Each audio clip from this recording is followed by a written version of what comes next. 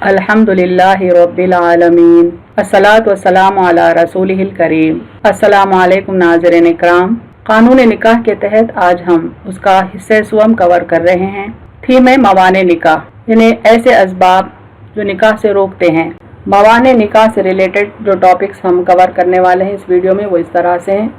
सबसे पहले नस्बी खराबत की वजह से हराम रिश्ते, यानी ब्लड रिलेशंस के सबब जो रिश्ते निकाह के लिए हराम हैं उनकी तफसील हम सबसे पहले देखेंगे।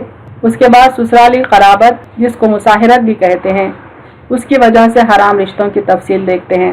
फिर जिना से हुर्मत मुसाहिरत। इसके बाद तीसरी जो कैटेगरी है रिश्तों की जो निकाह के लिए हराम है वो होते हैं रज़ात के सबब, यानी हुर्मत बसबाब रज़ात। इसके तहत हम 4 सब टॉपिक्स देखेंगे।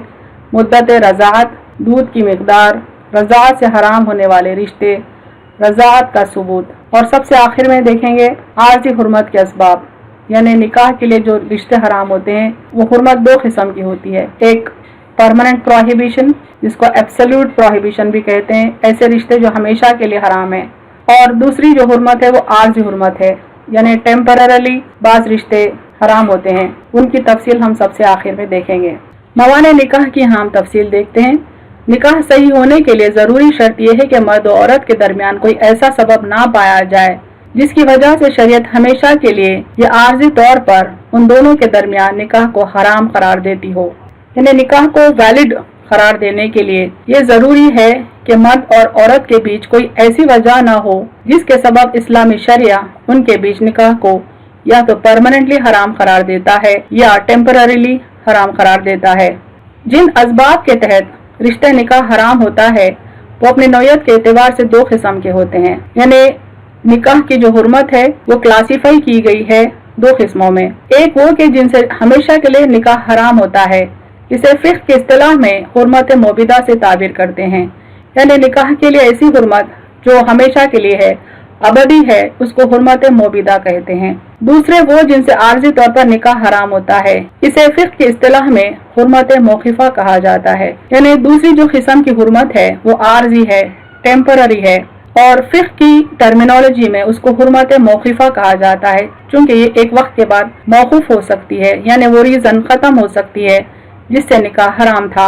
हुर्मत मोबिदा को लॉ की टर्मिनोलॉजी में एब्सोल्यूट प्रोहिबिशन कहते हैं और हुर्मत मौक़िफ़ा को टेम्पररी प्रोहिबिशन कहते हैं। और हुर्मत मोबिदा के 3 अक़साम हैं। नस्बी खराबत, यानी ब्लड रिलेशंस के सबब हुर्मत जो कायम होती है उसको कहते हैं। मुसाहिरत, यानी ससुराली रिश्ते के सबब जो रिलेशंस हराम होते हैं उनकी बात हो रही है।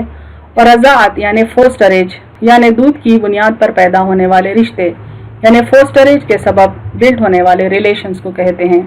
नस्बी खराबत यानी ब्लड रिलेशन की वजह से दर्जे झैल रिश्तेदारों से निकाह हराम है। अव्वल है उसूल, यानी एसेंडेंट्स, यानी माँ, नानी, बाप, दादा और वालिदैन का आबाई व मादरी सिलसिला। एसेंडेंट से मुराद 4 फादर्स हैं, यहाँ पर बाप, दादा, परदादा वगैरह एक तरफ, और दूसरी तरफ माँ, नानी, परनानी, दादी वगैरह। फुरू यानी डिसेंडेंट्स, यानी अपनी औलाद, बेटे, बेटियां और उनका औलादी सिलसिला। वालिदैन के फुरू यानी भाई बहन और उनका औलादी सिलसिला, यानी वालिदैन के डिसेंडेंट्स जिनमें हमारे अलावा हमारे भाई बहन आते हैं और उनकी औलाद आती है, ये तमाम निकाह के लिए हराम हैं। दादा, दादी और नानी की फुरू, चाचा, फूफी, मामू वगैरह, यानी हमारे ग्रैंड फादर्स के जो डिसेंडेंट्स हैं, जो हमारे अंकल्स और आंटीज हैं, वो भी निकाह के लिए हराम हैं। अलबत्ता चाचा, फूफी, मामू और खाला की औलाद से निकाह जायज़ है, यानी इनके औलाद जो हमारे कज़न्स होते हैं वो निकाह के लिए जायज़ हैं। ये तमाम मसाइल फुक़हा के नज़दीक मुत्तफ़िक़ा हैं, यानी तमाम ज्यूरिस्ट इन बातों पर मुत्तफ़िक़ हैं, उनमें कोई इख्तिलाफ नहीं है। नस्बी रिश्तों की जो हुर्मत की तफसील अभी बताई गई है उसके सिलसिले में ये चार्ट देखें, लेफ्ट पर देखें। मर्द है, इसके लिए जो रिश्ते हराम हैं इसकी अपनी नस्ल में, यानी करंट जनरेशन में और उसके ऊपर की जनरेशन में और फिर मज़ीद ऊपर की जनरेशन में यहाँ पर तफसील बताई गई है। और इसके डिसेंडेंट्स में जो रिश्ते हराम हैं वो भी तफसील इस चार्ट में देखी जा सकती है। मर्द पर उसकी माँ हराम है और उसका जो मादरी सिलसिला है, यानी उसकी नानी, परनानी, ऊपर तक हराम हो जाते हैं। इस तरह से उसका आबाई सिलसिला जो है, यानी बाप की माँ, दादी, परदादी वगैरह भी मर्द पर हराम है। उस तरह से नानी के जो डिसेंडेंट्स हैं, यानी माँ के भाई बहन, जिसमें मर्द की खाला आती है, ये मर्द के लिए हराम है। इस तरह से दादी के जो फ्रू हैं, डिसेंडेंट्स हैं, जिनमें चाचा फूफी वगैरह आते हैं, तो फूफी इस मर्द पर हराम होती है। करंट जनरेशन में देखें तो बहन मर्द पर हराम होती है, और डिसेंडेंट्स में अगर देखें तो बहन की बेटी यानी भांजी और फर्दर डिसेंडेंट्स उसके हराम होते हैं, और भाई की बेटी यानी भतीजी मर्द पर हराम होती है। उस तरह से उसकी अपनी बेटी उस पर हराम होती है। राइट पर देखें, औरत पर जो ब्लड रिलेशंस निकाह के लिए हराम है उनको पिक्चराइज किया गया है। औरत पर उसका बाप हराम है, और दादा और ऊपर तक यानी परदादा वगैरह हराम है। इस तरह से औरत पर अपनी माँ का बाप यानी नाना हराम है, और नाना के डिसेंडेंट जिसमें मामू आते हैं वो हराम है। इस तरह से दादा के डिसेंडेंट जिसमें चाचा आते हैं वो हराम है। और अगर औरत की जनरेशन को देखें तो इसमें भाई बहन आते हैं, तो औरत का भाई उस पर हराम है। और अगर औरत के डिसेंडेंट्स देखें, बाद वाली जनरेशन को देखें, तो भाई का बेटा यानी भतीजा हराम है, उसका अपना बेटा पोता वगैरह हराम है, और बहन का बेटा यानी भांजा हराम है। भांजा, बेटा और भतीजा, इन तीनों के डिसेंडेंट्स भी औरत पर हराम हैं। मवाने निकाह में अब देखते हैं ससुराली कराबत की वजह से हराम रिश्ते। ससुराली रिश्ते के सबब जो निकाह हराम होता है उसकी हुर्मत को हुर्मत मुसाहिरत कहते हैं। हुर्मत मुसाहिरत की वजह से निकाह अबदी तौर पर हराम हो जाता है, यानी निकाह परमानेंटली हराम हो जाता है, एब्सोल्युटली प्रोहिबिटेड है। ऐसे रिश्तेदारों की तफसील इस तरह है, यानी कौन से रिश्तेदार हैं जिनसे निकाह हराम है ससुराली रिश्ते के सबब, उसकी तफसील यहाँ बताई गई है। बीवी के फ्रू यानी बीवी के डिसेंडेंट्स यानी उसकी बेटियां और उनका औलादी सिलसिला यानी बेटी की बेटी वगैरह, बशर्ते कि बीवी से जिनसी ताल्लुक कायम हो चुका हो, यानी अगर बीवी से इंटरकोर्स हो चुका हो तो उसकी बेटी और बेटी के बेटियां ये तमाम हराम हो जाते हैं। दूसरी कैटेगरी है बीवी की माँ, नानी, दादी यानी बीवी के एसेंडेंट्स और उनका मादरी सिलसिला। अगर बीवी से जिनसी ताल्लुक कायम ना हुआ हो फिर भी ये खवातीन हराम हो जाती हैं, यानी किसी औरत से निकाह हुआ हो लेकिन इंटरकोर्स ना हुआ हो तब भी उसकी माँ, नानी, दादी वगैरह हराम हो जाते हैं। वो औरतें जिनसे औलाद या सिलसिला औलाद में से किसी ने वती की हो, खा बसूरत हराम हो, यानी ऐसी औरतें जिनसे औलाद या सिलसिला औलाद में किसी ने भी वती की हो यानी किसी ने भी इंटरकोर्स किया हो, चाहे वो हराम ही क्यों ना हो, उस वजह से भी रिश्ते हराम हो जाते हैं। वो खवातीन जिनसे बाप या उसके ऊपर के पितरी सिलसिले में किसी ने वती की हो, चाहे ये हराम तरीके पर हो, यानी वो खवातीन हराम हैं जिनसे बाप, दादा वगैरह किसी ने भी इंटरकोर्स किया हो, चाहे वो हराम ही तरीके से क्यों ना हो, वो भी आदमी पर हराम हो जाते हैं।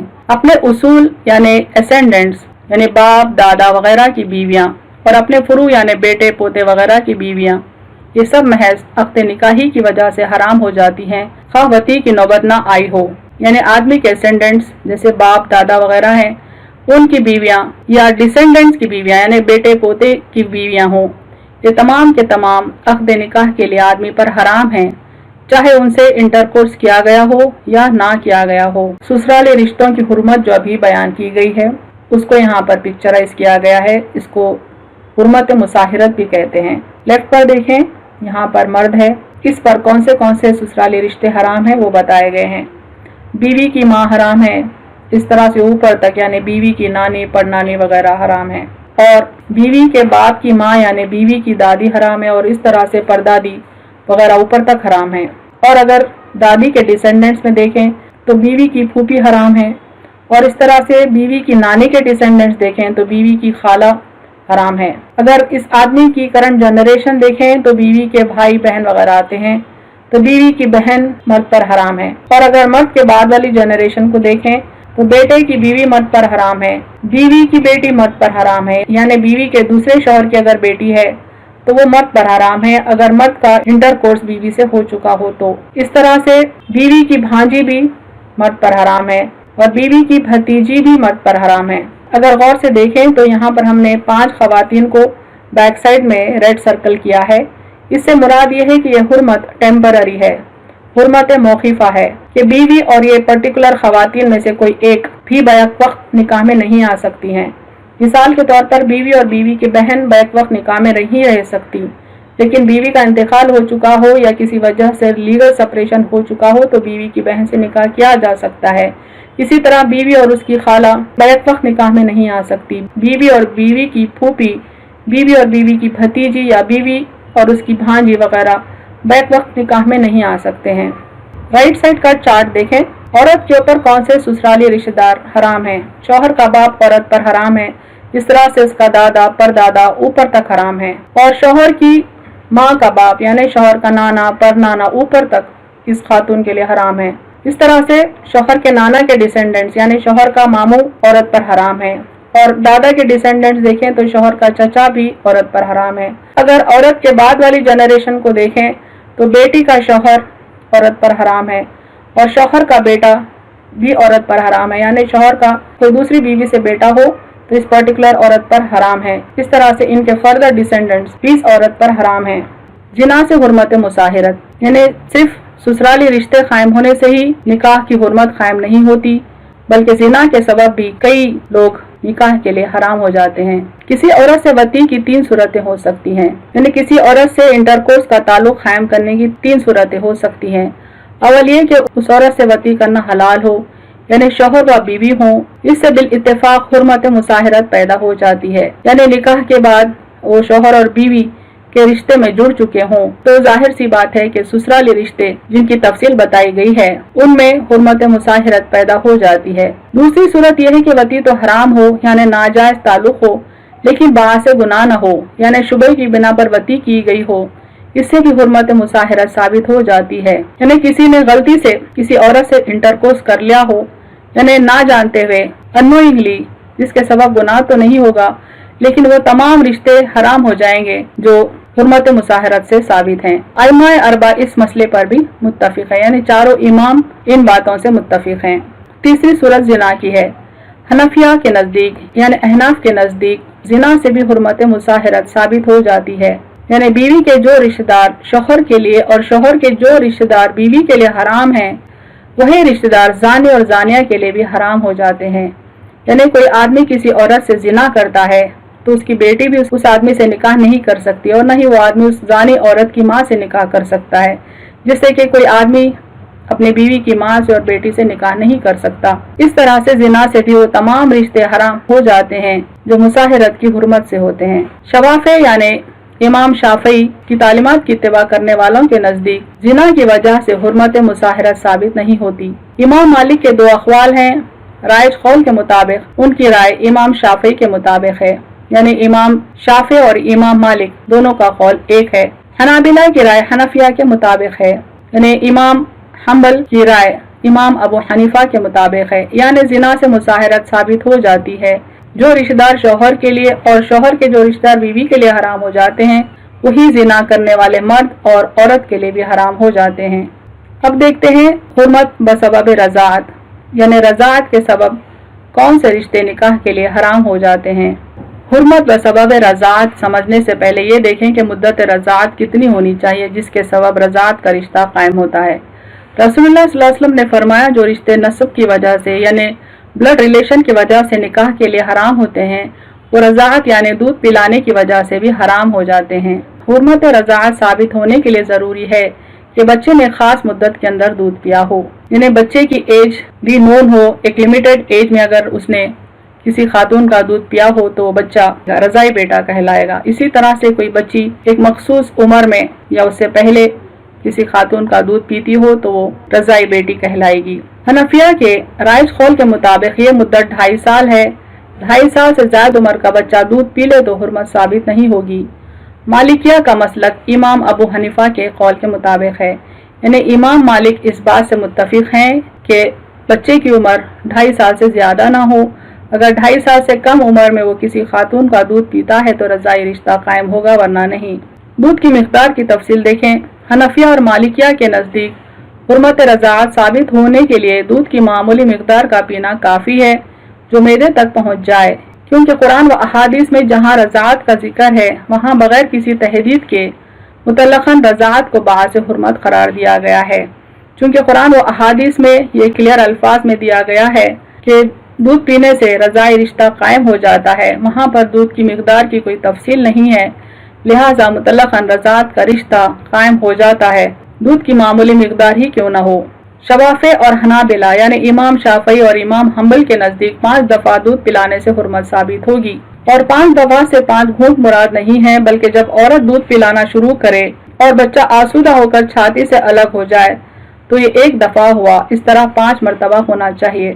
یعنی امام شافعی اور امام حنبل کے مطابق یہ ضروری ہے کہ بچہ کم سے کم 5 مرتبہ عورت کا دودھ پیے، اور اس قدر پیے کہ بچہ ہر بار آسودہ ہو جائے، یعنی سیٹسفائیڈ ہو جائے۔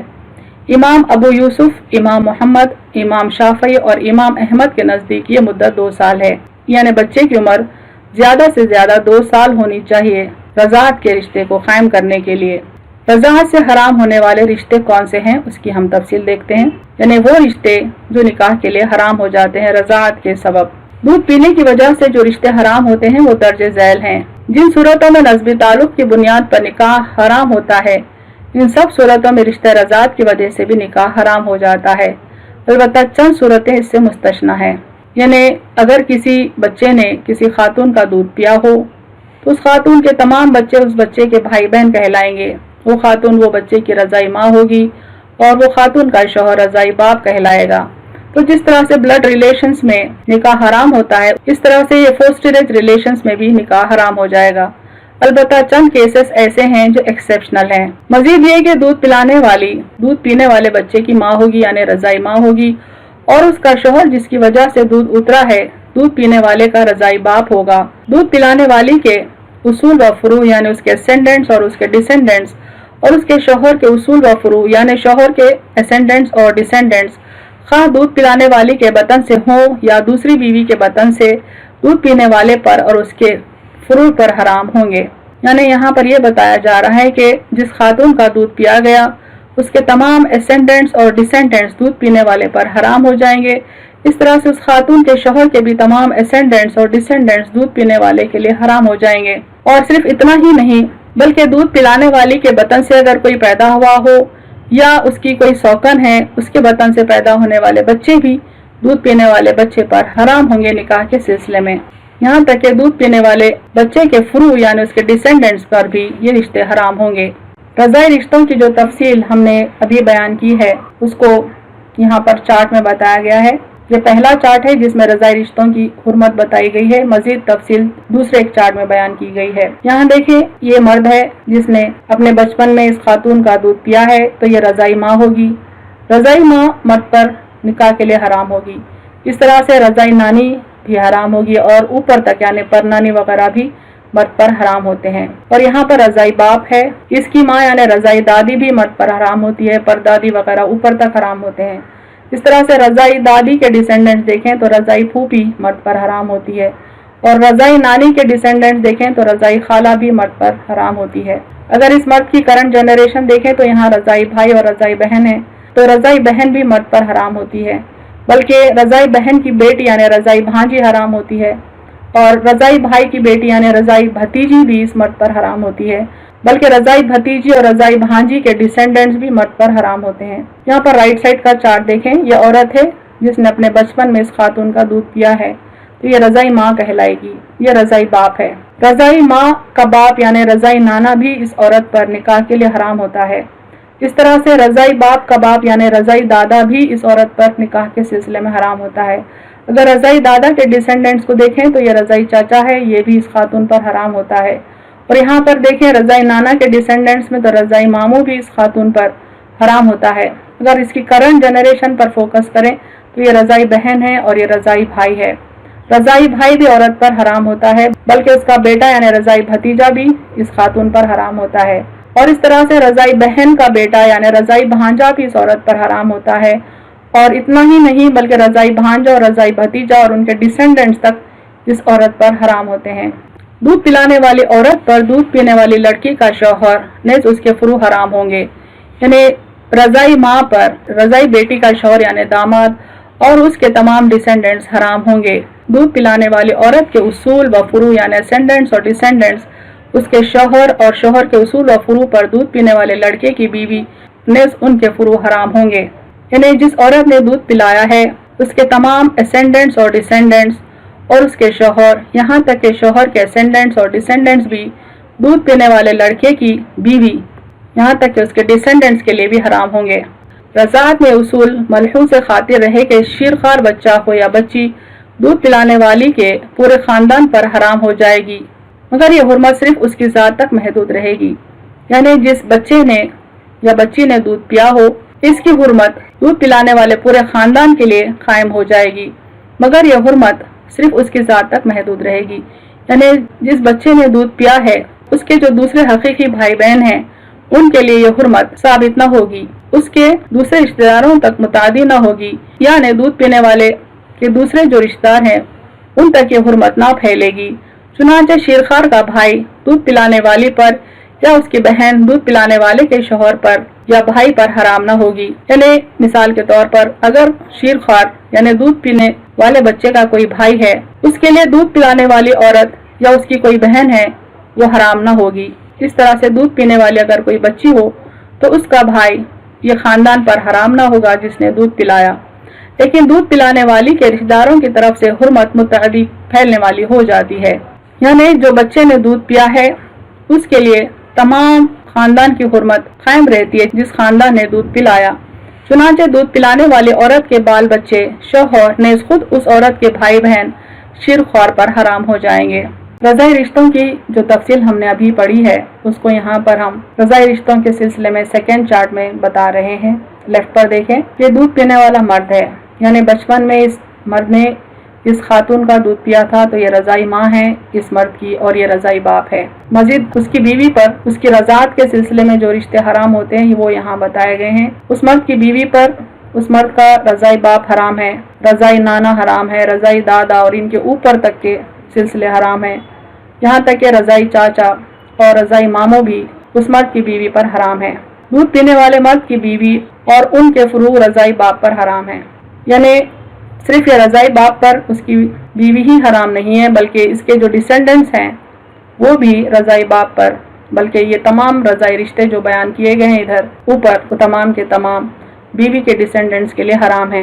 राइट का फिगर देखें, यहाँ पर दूध पीने वाली औरत को बताया गया है जिसने बचपन में दूध पिया था इस खातून का, जो यहाँ पर रज़ाई माँ की हैसियत से बताई गई है। यह रज़ाई बाप है। तो यहाँ पर यह बताया जा रहा है कि इस औरत के शौहर पर इस खातून की रज़ात के सबब कौन से रिश्ते हराम होते हैं। दूध पीने वाली औरत के शौहर पर औरत की रज़ाई माँ हराम होती है, रज़ाई नानी, रज़ाई दादी और ऊपर तक के सिलसिले हराम होते हैं। इस तरह से रज़ाई फूफी, रज़ाई खाला भी इस आदमी पर हराम होते हैं। यहाँ तक कि इस औरत की रज़ाई बहन भी इस मर्द आदमी पर टेम्पररी हराम होती है। यानी जब तक ये औरत जब तक दूध पीने वाली औरत इस आदमी के निकाह में रहे, रज़ाई बहन से ये आदमी निकाह नहीं कर सकता। यही मामला रज़ाई फूफी और रज़ाई खाला से भी है।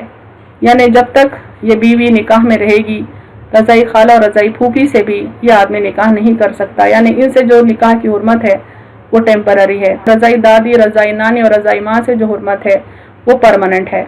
यहाँ बताया जा रहा है कि दूध पीने वाली औरत का शौहर और उनके फरू रज़ाई माँ पर हराम है। यानी दूध पीने वाली औरत के शौहर पर रज़ाई माँ ही हराम नहीं है बल्कि इनके जो डिसेंडेंट्स हैं वो तमाम पर रज़ाई माँ हमेशा के लिए हराम है। रज़ात का सबूत, हुर्मत रज़ात दो तरीक़ों से साबित हो सकती है।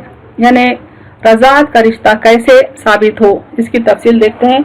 दो तरीक़े हैं जिससे हुर्मत रज़ात साबित हो सकती है। पहला है शौहर का इकरार निकाह से पहले और निकाह के बाद। यानी अगर शौहर इकरार करता है निकाह से पहले कि उसका उसकी बीवी के साथ या होने वाली बीवी के साथ रज़ात का रिश्ता है, या निकाह के बाद अगर वो इकरार करता है कि उसकी बीवी के साथ उससे रज़ात का रिश्ता है तो ये काफ़ी होगा। लेकिन जहाँ तक औरत का मामला है यानी बीवी का मामला है, अगर वो निकाह से पहले इकरार करती है तो काफ़ी है, लेकिन निकाह के बाद अगर वो इकरार करे तो ये इकरार इसका दावा शुमार होगा जो गवाहों के बगैर साबित ना हो सकेगा। यानी निकाह के बाद अगर औरत ये दावा करती है कि उसके शौहर से उसका रज़ाई रिश्ता है तो उसको साबित करने के लिए गवाह पेश करना पड़ेगा। दूसरा तरीका बयना व सबूत है। यानी आम मामलात की तरह दो मुसलमान मर्द या एक मर्द और दो औरतों की गवाही मतलूब है। इससे कम गवाहान के जरिए हुर्मत साबित नहीं होगी। यानी एक जनरल सिचुएशन ये है रज़ाई रिश्ते को साबित करने के लिए कि दो मर्द गवाह मौजूद हों या एक मर्द गवाह और दो औरतें गवाही के लिए मौजूद हों। अगर एक आदिल सखा मर्द या औरत के जरिए रज़ात की खबर मिले और निकाह नहीं हुआ तो निकाह करना जायज़ नहीं है, और अगर खबर मिलने से पहले निकाह हो चुका हो तो अलाहिदगी इख्तियार करना बेहतर है, ज़रूरी नहीं। यानी किसी एक सिंगल फर्द से ये खबर मिली कि दोनों फरीक़ैन के बीच रज़ात का रिश्ता है तो निकाह करना जायज़ नहीं है, लेकिन निकाह होने के बाद अगर खबर मिली है تو علیحدگی اختیار کرنا پریفریبل ہے، ضروری نہیں ہے۔ عارضی حرمت کے اسباب دیکھتے ہیں، یعنی کیا ریزنز ہیں جن سے ٹیمپرری نکاح حرام ہوتا ہے۔ حرمت کی دوسری قسم حرمت موقوفہ یعنی ٹیمپرری پروہیبیشن جس کو کہتے ہیں، موقوف ہونے والی حرمت، یعنی اصلا نکاح حرام نہ ہو لیکن خاص حالات کی وجہ سے ان حالات کے باقی رہنے تک نکاح ناجائز ہو، یعنی کوئی پرٹیکولر سچویشن ایگزسٹ کرتی ہے، اگر وہ سچویشن بدل جائے تو اس عورت سے یا اس مرد سے نکاح جائز ہو جاتا ہے۔ اس کی چند صورتیں ہیں جو مندرجہ ذیل ہیں۔ ایسی دو عورتوں کو نکاح میں جمع کرنا جو باہم محرم ہو، یعنی اگر ان دونوں میں سے کسی کو بھی مرد تسلیم کر لیا جائے تو ان دونوں کا آپس میں نکاح حرام قرار پائے، یعنی نکاح میں ایسی دو عورتوں کو بیک وقت رکھنا جائز نہیں ہے جن کے بیچ اس طرح کا رشتہ ہو کہ اگر دونوں میں سے ایک کو مرد سمجھ لیں تو دوسری عورت سے اس کا نکاح حرام ہوگا۔ مثال کے طور پر اگر دو عورتوں میں سے ایک کو مرد سمجھ لیں تو دوسری عورت اس کی بھانجی اگر ہوتی ہے، ان دونوں عورتوں کو بیک وقت نکاح میں رکھنا حرام ہے۔ جیسے دو بہنیں بیک وقت نکاح میں نہیں آ سکتی، پھوپھی اور بھتیجی بیک وقت نکاح میں نہیں آ سکتی، اسی لیے خالہ اور بھانجی بھی بیک وقت کسی شخص کے نکاح میں نہیں آ سکتی۔ ایک شخص کے نکاح میں یہ دو جمع نہیں ہو سکتی۔ جو عورت کسی دوسرے مرد کے نکاح میں ہو یعنی آلریڈی میرڈ ہو، جب تک وہ اسے طلاق نہ دے دے یا قاضی اس کا نکاح فسخ نہ کر دے یا اس کی وفات نہ ہو جائے، اور ان صورتوں میں جب تک عدت نہ گزر جائے دوسرے مرد سے نکاح جائز نہ ہوگا۔ یعنی کوئی عورت کسی آدمی کی بیوی ہے، جب تک اس کا نکاح نہ ختم ہو جائے یعنی طلاق نہ ہو جائے یا قاضی نکاح کو فسخ نہ کر لے یا وہ خلا ہی کیوں نہ لے لے یا اس شوہر کی وفات ہی کیوں نہ ہو جائے، یہ تمام صورتوں میں جب تک عدت نہ گزر جائے وہ خاتون، وہ عورت کسی دوسرے مرد سے نکاح نہیں کر سکتی۔ کسی شخص کی زوجیت میں پہلے سے 4 بیویاں موجود ہوں یا ان میں سے بعض کی عدت گزر رہی ہو، جب بھی 5ویں عورت کو نکاح میں لانا درست نہ ہوگا۔ یعنی اللہ تعالیٰ نے ایک آدمی کو میکسیمم 4 عورتوں سے نکاح کرنے کی پرمیشن دی ہے۔ جب 4 بیویاں ہوں تو وہ 5ویں عورت سے شادی نہیں کر سکتا، یہاں تک کہ اگر 4 میں سے کوئی ایک بھی عدت گزار رہی ہو تب بھی 5ویں عورت کو نکاح میں نہیں لا سکتا۔ حرمت نکاح کے اسباب میں سے کفر ہے۔ کسی مسلمان عورت کا نکاح کافر مرد سے نہیں ہو سکتا، لیکن اگر وہ کافر مسلمان ہو جائے تو پھر نکاح ہو سکتا ہے، اور نہ کسی مسلمان مرد کا نکاح کافر عورت سے ہو سکتا ہے سوائے یہودی اور عیسائی عورت کے کہ ان سے کراہیت کے ساتھ نکاح جائز ہے۔ قرآن میں اس کی صراحت موجود ہے، یعنی اللہ تعالیٰ نے مسلمان مرد کو اہل کتاب عورت سے نکاح کی اجازت دی ہے۔ ان کے علاوہ کسی اور عورت سے کوئی مسلمان مرد بھی نکاح نہیں کر سکتا جب تک کہ وہ عورت اسلام میں داخل نہ ہو جائے۔ وآخر دعوانا ان الحمد للہ رب العالمین۔